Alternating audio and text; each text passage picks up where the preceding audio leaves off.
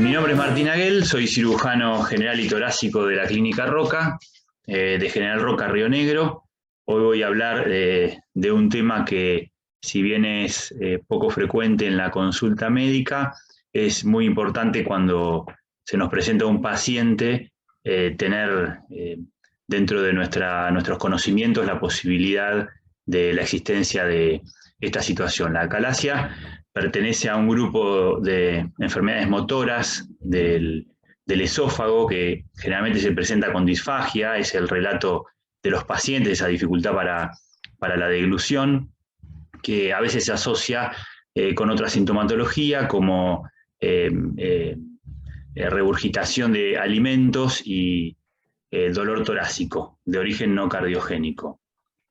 La palabra acalasia viene del griego, compuesto por a, sin, calasis, relajación, y a, cualidad. Por lo tanto, la acalasia es la ausencia de la cualidad de relajación.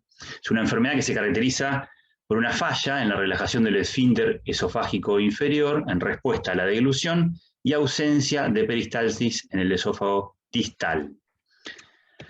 La etiología generalmente es desconocida porque desde el punto de vista de las causas, la acalasia puede ser primaria cuando no está asociada a ninguna enfermedad sistémica o secundaria cuando sí lo está. Un ejemplo de la secundaria sería una acalasia originada a partir del Chagas, ¿no? Con un esófago muy dilatado y una hipertonía del esófago, del esfínter esofágico inferior. Pero bueno, siempre se postulan algunas teorías de acuerdo a los hallazgos patológicos, teorías que digamos, postulan a procesos degenerativos, hereditarios, autoinmunes e incluso infecciosos. No hablo del Chagas, sino de la posibilidad de que el virus del herpes genere alguno de estos trastornos en el sistema nervioso esofágico. Un poquito de historia. El primero en describir esta enfermedad y en tratarla exitosamente, parece un poco aventurado decir exitosamente, porque lo hizo en 1679 con los recursos que tenían. Thomas Willis, un anatomista, estudioso de la medicina, que aportó muchísimo al mundo médico, incluso lo conocemos más que nada por el polígono de Willis en el sistema nervioso. Describió por primera vez la sintomatología de esta enfermedad y le hizo al paciente una dilatación con un hueso de ballena, empujando el contenido esofágico al interior del estómago. Posteriormente, con el conocimiento rudimentario de la fisiopatología, o lo más exacto posible, nacieron algunos tratamientos quirúrgicos que mejoraban la obstrucción, pero llevaban a una esofagitis severa. Y no fue hasta 1914 cuando Heller trató exitosamente, quirúrgicamente, a un paciente con una miotomía doble. Hacía una miotomía en el esfínter esofágico inferior, anterior y posterior. El problema de la miotomía de Heller era que tenían otra sintomatología, que era el reflujo, que generaba otra vez la esofagitis. Posteriormente apareció Grunwald con una miotomía anterior.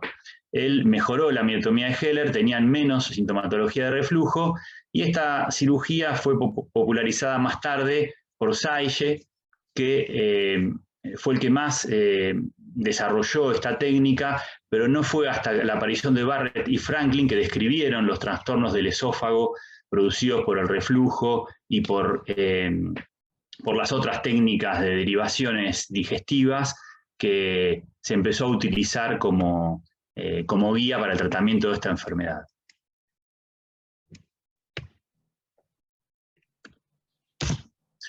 Bueno, estoy un poquito atorado.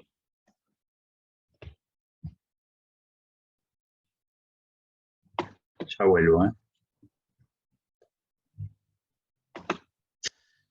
Bueno, desde el punto de vista anatómico, sin ahondar en demasiados detalles, el esófago es una estructura tubular que mide entre 26 y 28 centímetros, que se extiende desde la faringe hasta el estómago, y está constituido por una pared básicamente formada por tres capas principales, ¿no? Una mucosa muy fuerte y resistente, una capa submucosa y una muscular que está formada por fibras longitudinales, que son las fibras más externas, y circulares, que son las más internas.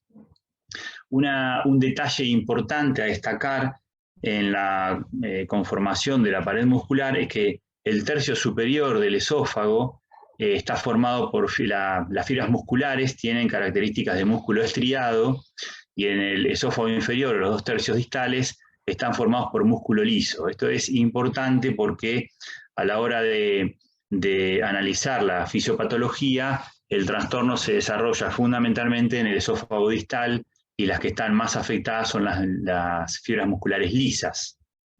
El esófago tiene una doble inervación, que es una inervación intrínseca llevada a cabo por el plexo mientérico y una extrínseca llevada a cabo por el simpático a través del nervio vago y por el parasimpático a través del sistema nervioso central. Acá hay un detalle en el que me voy a detener un poquito, que me pareció interesante tener conocimiento de que hay un plexo que es perteneciente o intrínseco al esófago y sobre el cual se conectan, influyen y viceversa el nervio vago, llevando fibras parasimpáticas, y el sistema nervioso simpático.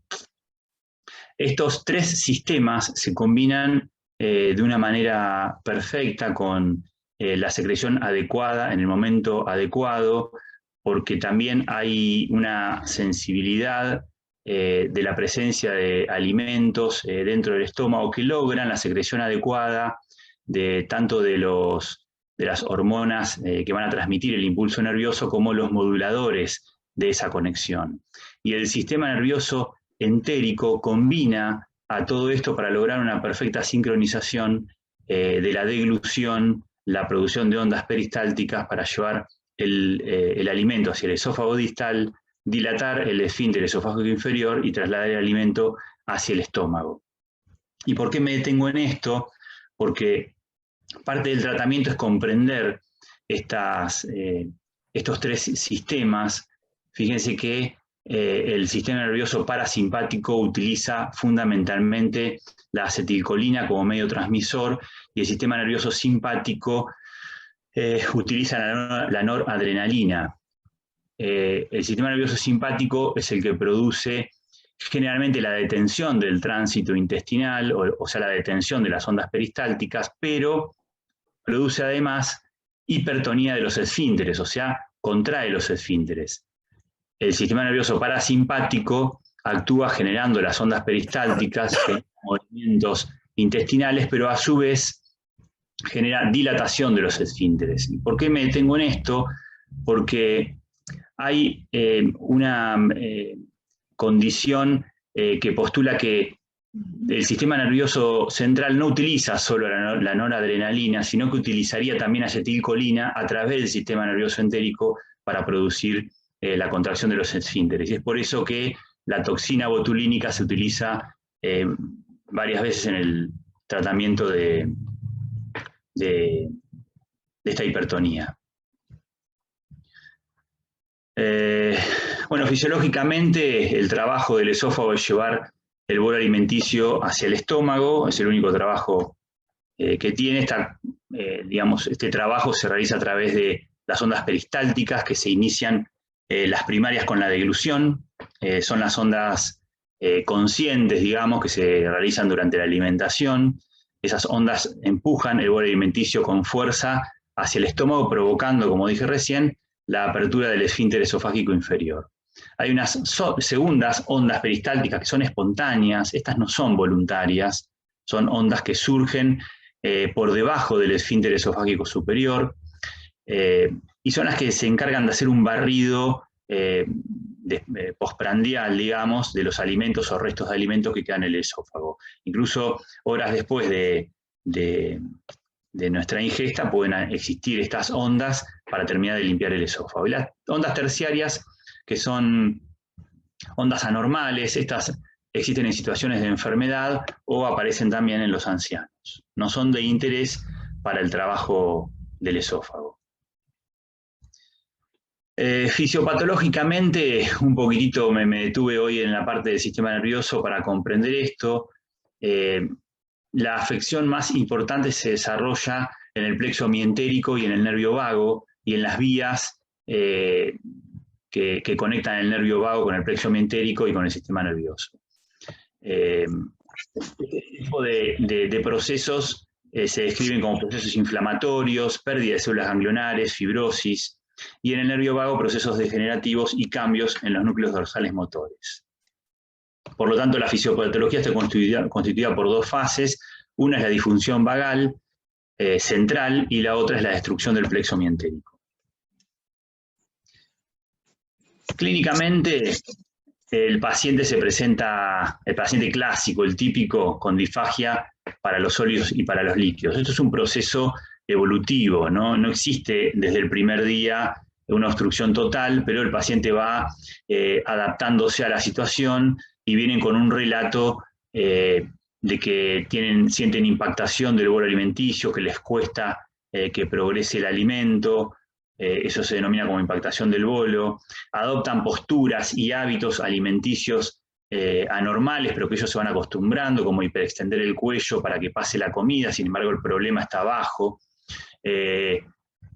Utilizan muchos líquidos para lubricar los alimentos, para intentar que ese alimento progrese, y sin embargo no lo logran. La regurgitación también está presente, sobre todo en los momentos de descanso, cuando el paciente se recuesta. Imagínense el esófago lleno de líquido y alimentos no digeridos, que cuando uno se acuesta empiezan a refluir hacia arriba, provocando trastornos respiratorios, incluso sensación de ahogo, tos constante, sobre todo cuando uno se va a acostar. Puede estar presente el dolor torácico, la pérdida de peso es bastante frecuente, pero porque el paciente deja de comer, porque tarda mucho tiempo en comer y porque ya no lo disfruta, pero no es una condición excluyente la obesidad para descartar una acalasia. Puede haber exceso de peso y sin embargo el paciente tener acalasia. La acidez suele estar presente, pero no es una acidez por reflujo. Recuerden que hay una hipertonía del esfínter esofágico inferior. La acidez que se advierte se supone que es por la fermentación de los alimentos que están resumando en el esófago.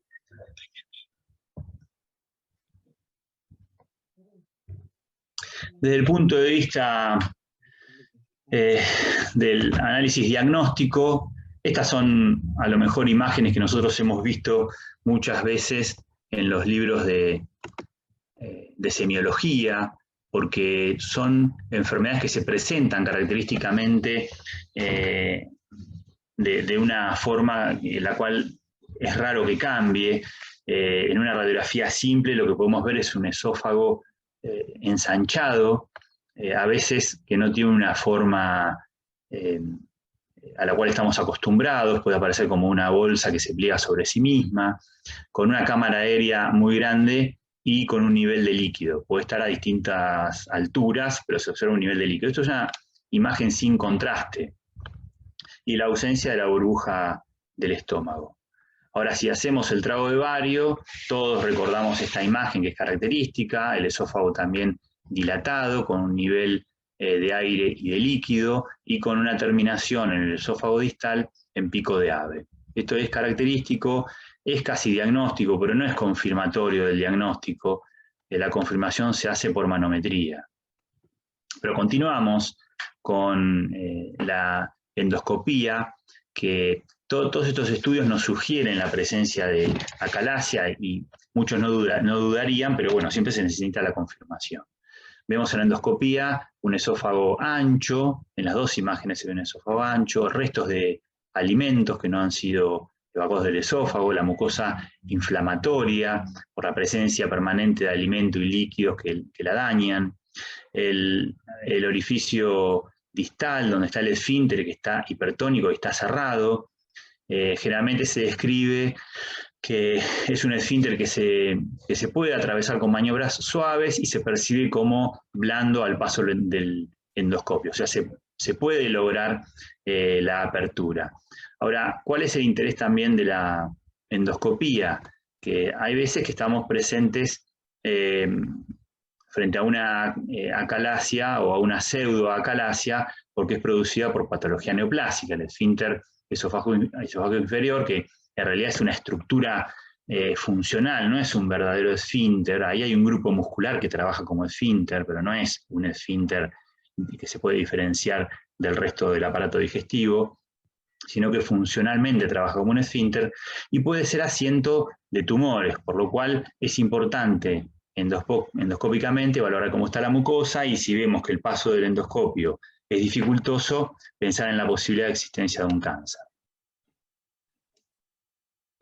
La manometría es el elemento para realizar diagnóstico, porque la manometría traduce el movimiento del esófago hacia un aparato que reproduce ese movimiento en forma de ondas eléctricas y que las imprime en un papel o puede ser en una pantalla, y que fundamentalmente da dos resultados. Uno es la relajación incompleta del esfínter esofágico inferior y, en segundo término, la aperistalsis del cuerpo del esófago, o puede ser que existan algunas ondas peristálticas pero que no son funcionales. Quise poner algunas imágenes sobre la manometría porque creo que todos debemos estar un poquito alejados de en qué consiste esto. Yo que por ahí trato pacientes con problemas, ya sea por reflujo o en este caso por acalasia, estoy bastante alejado digamos, del instrumental que se utiliza para la realización de esos estudios, y me interesa transmitir para que todos tengamos alguna noción de ellos. Consiste en la colocación de una sonda que en toda su extensión tiene sensores. Fíjense que estas son dos sondas y que una tiene alrededor de 25 sensores y otra tiene 4. Son, digamos, sondas que se utilizan para diferentes manómetros. Esta es una sonda que se utiliza, me imagino, en una manometría de alta resolución, y esta será una sonda para un manómetro más rudimentario. Lo cierto es que a lo largo de la sonda hay sensores que transmiten el movimiento esofágico a través de estos canales y son reproducidos por el manómetro. Acá tenemos un manómetro, parece rudimentario, pero es un manómetro nuevo, no es un manómetro antiguo, simplemente que tiene las características básicas de un manómetro. Acá está representada la figura del esófago, la sonda, y este manómetro, fíjense, tiene 6 canales. Y acá hay 6 sensores, y transmiten en este dibujo las ondas. Entonces se mide la amplitud de la onda, la duración, la frecuencia de aparición, etc. Y acá ven la figura esofágica y la aparición de las ondas, a qué sector corresponden. Finalmente se identifica el esfínter esofágico inferior en una de estas ondas y se sacan conclusiones acerca de si la onda es efectiva o no. Y bueno, este es un manómetro de alta resolución, la imagen es diferente. Como dije anteriormente, no tengo relación con este tipo de aparatos, pero me parecía muy interesante que todos tengamos al menos una noción de cómo funciona. Por último, llegamos al tratamiento, para dejar en claro que no hay una cura para la acalasia. La acalasia no se cura. Imagínense tratar de recomponer el sistema nervioso entérico o las fibras del nervio vago para que vuelva a funcionar como antes. Eso no existe. Por lo tanto, la idea o el objetivo del tratamiento es mejorar el paso de los alimentos del esófago hacia el estómago. ¿Cómo logramos eso? Tratar de disminuir la tensión o la presión del esfínter esofágico inferior para que disminuya el gradiente entre el esófago, de presión entre el esófago y el estómago, para que, gracias a la gravedad, pueda pasar el contenido esofágico hacia el estómago.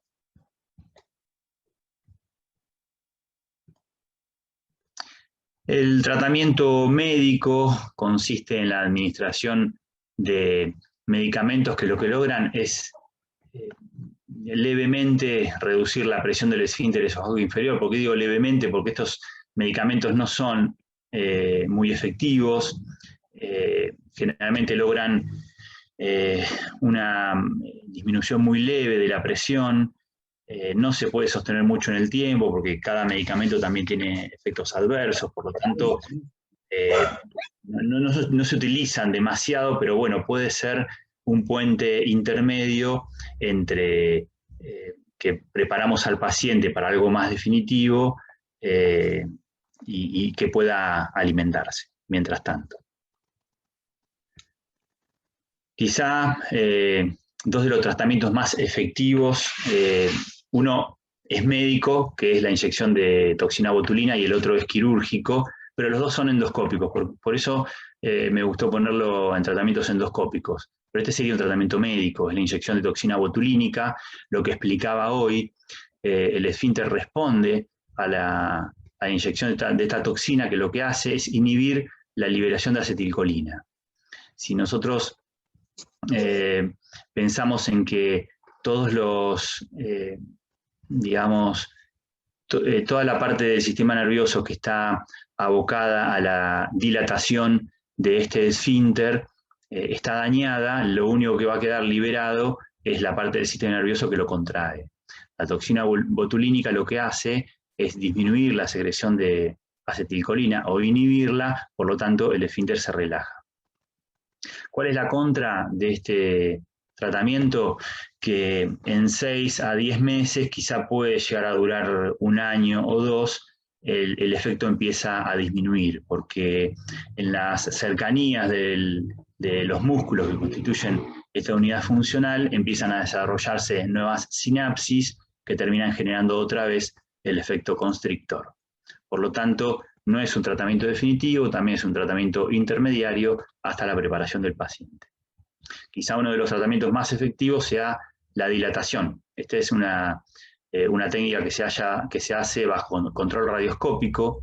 Me gustó esta imagen porque el relato del tratamiento es que primero se forma como una cintura en donde está el esfínter, y a medida que se le va dando presión al manguito que se va inflando, pierde esa cintura y es cuando ya sabemos que las fibras musculares se rompieron. Generalmente esto se hace por endoscopía y control radioscópico, y es un poco contradictorio, pero uno realiza esta dilatación y la mucosa queda sana, lo que se daña es el músculo, porque es lo que está tenso. La mucosa, que es más elástica y además es fuerte, resiste a esa sección y sobrevive. Bueno, y este es el balón que se coloca en el esfínter, a nivel de la unión esófago-gástrica. El segundo tratamiento efectivo es la miotomía de Heller, que ya describí un poco acerca de su historia. Antes se hacía por vía abierta, se ha hecho incluso por vía torácica, generalmente se hacía por vía laparotómica, y ahora se hace por videolaparoscopía. Yo traje, para que ustedes tengan una idea, un video acerca de cómo lo hacemos nosotros. Si puedo mostrarles. Ya va a aparecer. Bueno, lo que estamos viendo, esto es el estómago, esta es la unión esófago-gástrica. Yo ya tengo en este video disecado el esófago, me parecía innecesario por ahí mostrar toda la parte de la disección esofágica.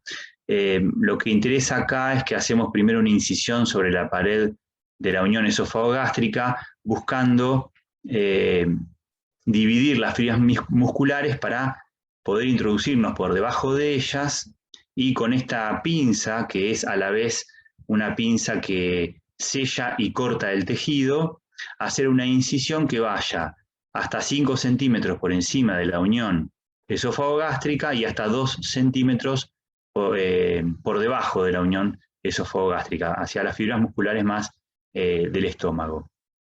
Esto se realiza totalmente por video. Ahí estamos, bueno, en el caminito ascendente, traté de hacerlo un poquito corto. Lo que nosotros tratamos de ver es la submucosa y la mucosa, cómo se exponen. Fíjense que ahí se ve un poco, se ve blanco. Bueno, eso es lo que nosotros tenemos que ver una vez que seccionamos la pared muscular. Y vamos a ver cómo este gesto termina generando una herniación. Ahí vamos haciendo la sección hacia abajo, 1 o 2 centímetros por debajo de la unión, y vemos cómo la mucosa queda como herniada a través de la capa muscular. Finalmente, se hace una fijación del borde lateral derecho de la sección muscular, se lo fija al diafragma derecho. Esto es para evitar que posteriormente existan procesos cicatrizales retráctiles que puedan volver a generar el mismo efecto de disfunción. Con esto se logra que, como les comentaba hoy, gracias a la gravedad, el alimento pueda pasar hacia el estómago, pero claro, la contra que tienen estos tratamientos, estas técnicas, es el reflujo gastroesofágico que puede ocurrir y el paciente puede sentir acidez, malestar retroesternal, etc. Se hace lo mismo con el borde lateral izquierdo de la sección muscular, pero en este caso lo que se hace es fijarlo a la pared gástrica, que es lo que estamos haciendo en este momento. Se fija el mismo borde a la pared gástrica.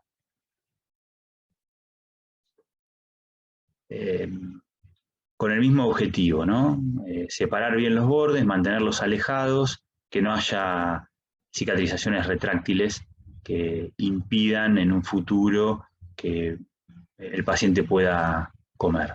Generalmente estas técnicas son las que más efectividad tienen en el tiempo, tanto la dilatación con balón como la miotomía de Heller. Esto que estamos viendo es una miotomía de Heller.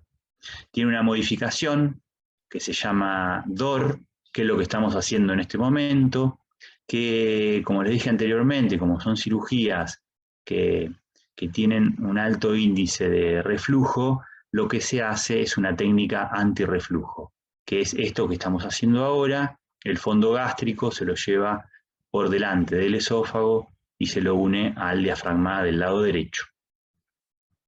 Esto se llama DOR, o sea, es una miotomía de Heller DOR. Es una cirugía que, bueno, a nosotros nos permite, si bien no es una patología que vemos habitualmente, hay otras patologías que nos permiten tener un manejo de la zona que hacen que cuando nos enfrentamos a este tipo de enfermedades podamos resolverlas con conocimiento de la región y de las técnicas, ¿no? Nosotros trabajamos mucho también con hernia hiatal, cirugía, reparaciones quirúrgicas tanto para la hernia como para el reflujo, la técnica de Nissen, etc. Y esto no dista mucho de esas técnicas, por eso, a pesar de que la calasia es poco frecuente, podemos realizarlas. No es algo que tengamos mucho volumen, así que de lo otro por ahí las otras patologías tenemos un poco más de volumen, entonces nos permite poder acceder a este tipo de tratamientos. Bueno, finalmente el estómago queda fijo sobre la cara anterior de la mucosa herniada a través de la pared muscular. Y este es uno de los últimos gestos. El último gesto va a ser cerrar el hiato para prevenir cualquier posibilidad de producción de una hernia gástrica hacia la cavidad torácica. Bueno, y eso es todo. Muchísimas gracias.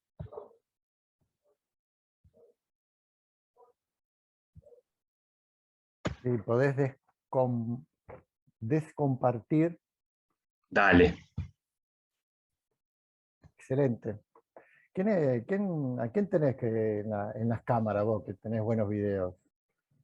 Y no, nos peleamos mucho con el Colorado. Claro, porque tiene que, para poder mostrar esas cosas, tiene que estar muy limpia la cámara, ¿viste? Así que discutimos bastante en la cirugía para que se vea, pero no, bien, el Colorado es excelente camarógrafo. Es excelente para estas filmaciones. Mientras lo hago yo, después cuando tiene él una cirugía, se la muestro yo, obviamente. Somos los dos buenos camarógrafos. Muy bien, muy bien. La verdad que Bueno, es excelente. bueno. Esta filmación está muy buena, está perfecta. Es linda, sí. Está bastante Marce, editada, es larga. Coco, Bueno, más o menos, esa es una paciente que compartimos con Marcelo, que la vimos juntos. sí, sí, ahora es más tuya que mía, pero bueno. Sí. ¿Cuál es el tiempo promedio más o menos que te lleva una cirugía así? Y mira, este tipo de cirugía puede llevar 1 hora y media, 2 horas, pero bueno, tiene que ver con el uso. No es que esto lo hacemos periódicamente ni diariamente, esto sale un caso y lo hacemos, nos pasa lo mismo con las hernias hiatales pero bueno, las hernias hiatales, el cáncer de esófago, el cáncer de estómago nos da mucho manejo de la región, por lo cual para nosotros cualquiera de esas patologías ya hoy no son un inconveniente, sino que nos ponemos a la orden de la enfermedad para solucionarlo. O sea, no es que como no tenemos mucha acalasia no lo podemos resolver. No, el manejo de la zona está, siempre está. Lo que pasa es que, bueno, necesitas más volumen para reducir el tiempo operatorio. No son cirugías estas demasiado complejas de su confección, pero bueno, hay que disecar el esófago, liberar el fondo gástrico, seccionar algunos vasos cortos que van al vaso. Bueno, todo eso lleva un poco de tiempo. Una vez que tenés todo disecado, haces la sección y el resto de los... Esta cirugía me llevó 1 hora y media. Es lo que tengo de filmación, 1 hora y media. Que bueno, lo reduje a menos de 7 minutos. Ah, buenísimo. Para mostrar por ahí los pasos más. Pero bueno, uno durante la confección de la cirugía realiza por ahí pasos que no son tan efectivos. Entonces perdés tiempo también, ¿no? Claro.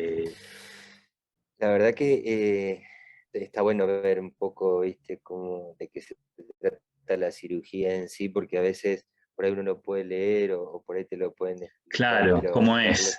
está bueno, te vas ubicando más en relación a lo anatómico sobre todo. Sí, sí, está muy Eh, bueno. con respecto a la paciente esta, ya digamos, también o sea, vale esto de ponernos en situación con respecto a qué tipo de pacientes muchas veces tienen indicación quirúrgica o no. Claro, Meter una paciente joven, la verdad que con todas las posibilidades de andar muy bien con la cirugía. Hay claro, pacientes que por ahí a lo mejor, a veces la acalasia se presenta, ya tiene un pico de presentación en la sexta, séptima década, y dependiendo de los pacientes, o más todavía, y dependiendo claro, de los pacientes, por ahí a lo mejor uno la chance de la cirugía la deja medio en un segundo plano y trata de abordar los tratamientos endoscópicos, más que claro, nada porque los tratamientos médicos a veces son bastante cortos en su funcionamiento, y trata de hacer los intentos que se pueda sabiendo que por ahí esos tratamientos endoscópicos pueden fallar porque la dilatación o la inyección de toxina botulínica tienen un porcentaje de refractariedad, sobre todo en los pacientes mayores, bastante importante, recaída y no les va bien. claro. Con respecto a los tratamientos endoscópicos, para agregar como dato, está ahora hace un par de años, no mucho, 2, 3 años, de todo el boom de lo que es la endoscopía del tercer espacio, es tratar de hacer desde el esófago más o menos entre 5 y 7 centímetros por arriba del cambio, o donde está supuestamente el esfínter, tratar de entrar disecando ahí separando la submucosa de la muscular, y entrando ahí empezar a cortar desde arriba, por la pared del esófago hacia abajo, pasar la zona del cardias hasta por lo menos unos 3 centímetros en el techo gástrico, cortar también las fibras musculares, o sea, disecar las fibras musculares, que es lo mismo que se haría con Claro. Genial. cirugía con la cirugía Abierta. Va, de claro, laparoscópica. con la laparoscópica. Y después, Una vez que eso ya está hecho, se vuelve al lugar donde se entró y se cierra. Es lo que se llama la cirugía de tunelización del esófago, digamos. O sea, como que se diseca en el tercio distal del esófago la mucosa de la submucosa de la muscular y se va cortando, disecando, disecando, disecando, y es el efecto que se produce.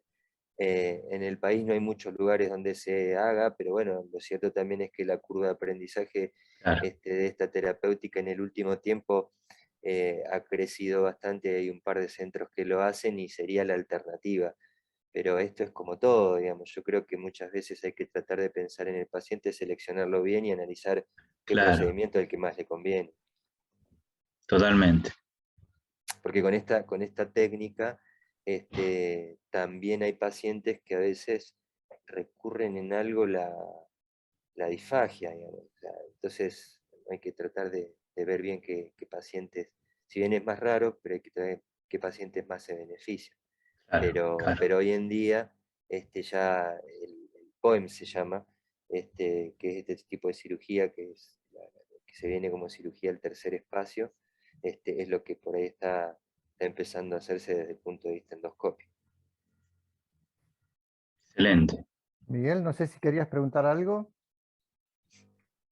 No, Robert, felicitaciones para el Coco, como siempre. Es grande, Tu Miguel. presentación es impecable, muy bien, Coco. Gracias, Miguel.